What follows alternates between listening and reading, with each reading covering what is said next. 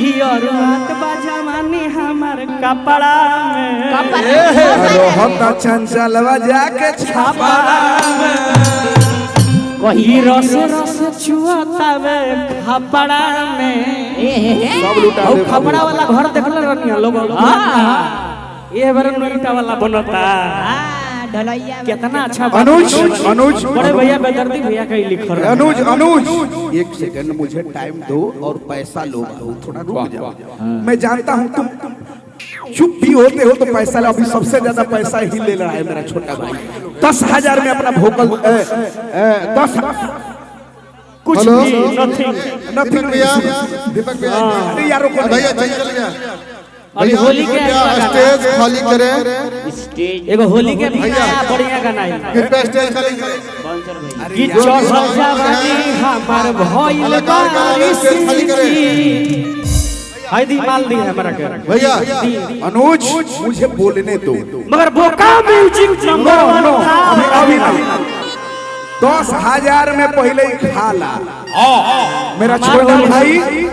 मेरा छोटा भाई का खुराक 10,000 है। किसी होटल में जाएगा 10,000 खाएगा। मैंने बोला थोड़ा कम खर्चा करो।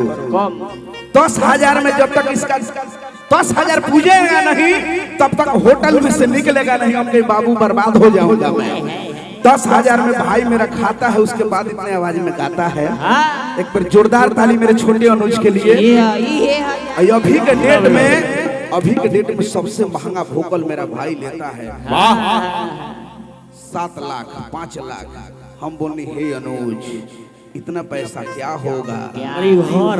तो मेरा भाई बोला कि मैं घरवा हमने के छोड़ दिया। मैं जितने तो कभी ना होई जीवन गरीब बहने हैं उन लोगों का शादी हम लोग भी कराएंगे।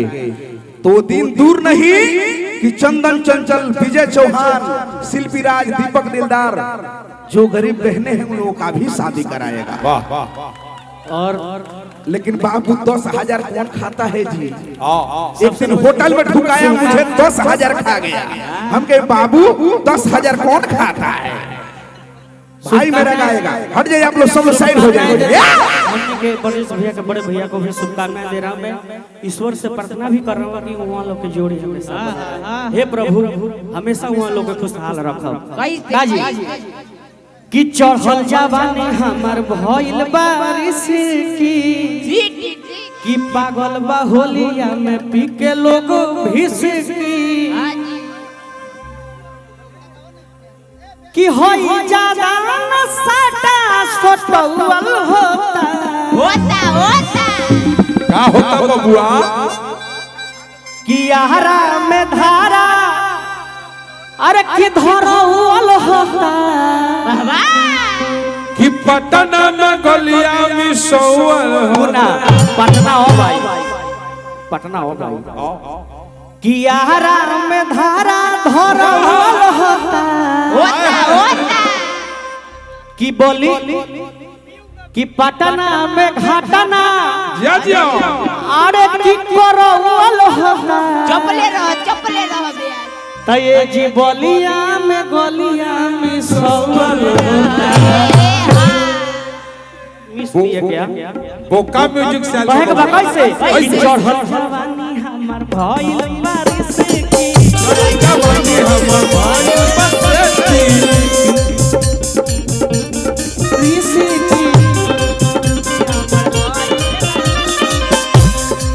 हेलो बस की बनी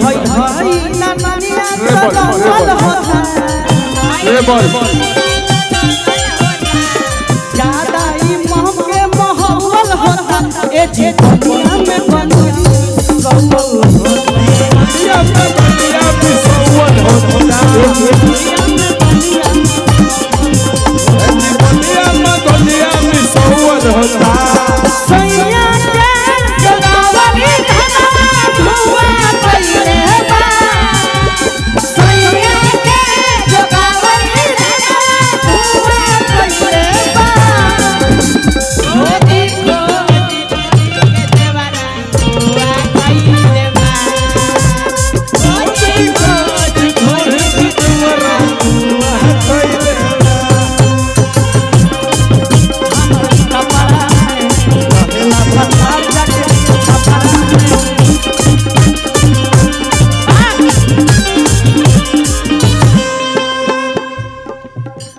आवेला नियारा बुता देला दियारा चुमेला ओठम गुलाबी गुलाबी दियारा बुता देला दियारा होटल तू सब गुलाबी गुलाबी आवेला नियारा बुता देला दियारा चुमेला ओठम गुलाबी गुलाबी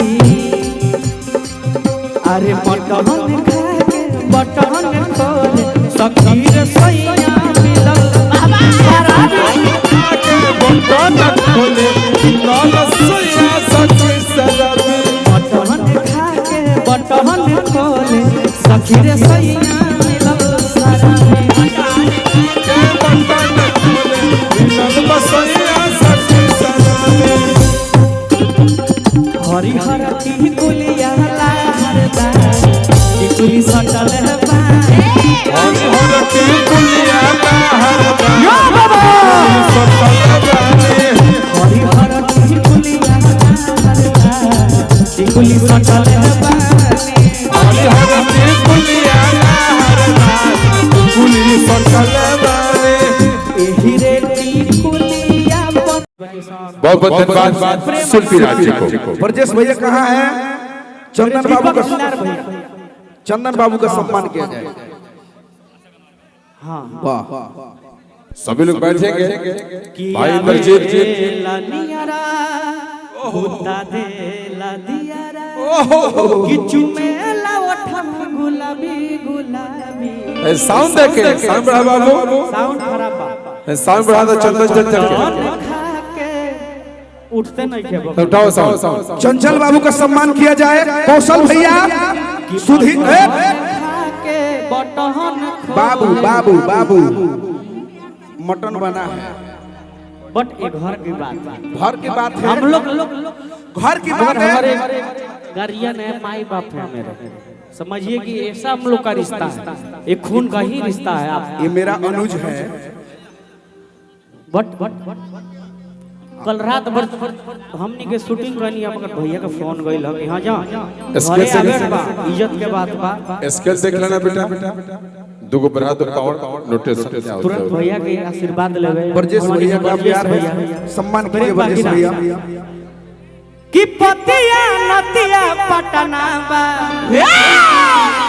कि पतिया नतिया पटना बा कि देवारा ढोढ़ी चाटना बा चल चलवे हो किन्नर मुंडा मूरी चाटना चाहे हो भाई कि सैया के जोगावली धनवा हुआ कइले बा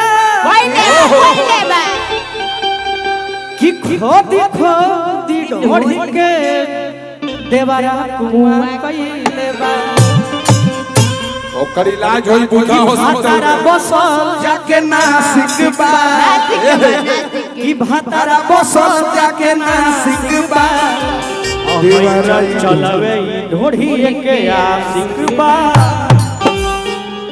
मेरे गार्जियन माँ बाप मेरा सब कुछ है ये